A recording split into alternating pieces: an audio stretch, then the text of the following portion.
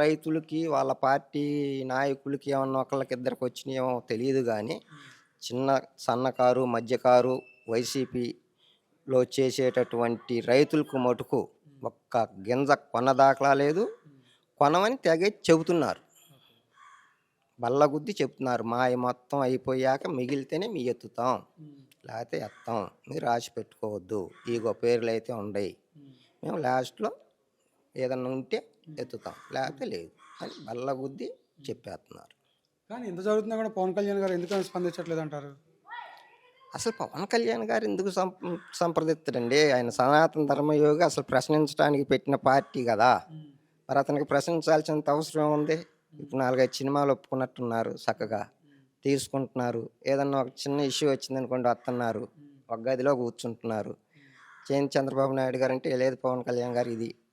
మీకది, మాకిది. ఇక అట్టా ఎళ్ళిపోండి. సరే అండి అంటుంటే ఒక సెకండ్ ఇత్తండి ఎళ్ళిపోతుంది. ఆయనకసలు అవసరం ఏముంది? అసలు అతనికి రాష్ట్ర ప్రజల మీద ఏదన్నా ఒక నాలెడ్జీ ఉంటే, రాజకీయం మీద ఒక అవగాహన ఉంటే, పవన్ కళ్యాణ్ గారు ఏదైనా చేయగలరు. నిన్న కాక మొన్న కూడా మాట్లాడుతున్నారు కదండీ! మీరు తన్నుకోండి, గుద్దుకోండి, తన్నులే తినండి, తిట్లే తినండి, ఏదన్నా గానివ్వండి. ఇంకా 15 సంవత్సరాల పాటు చంద్రబాబు నాయుడు గారి కాళ్ళ కింద ఉండాల్సిందే.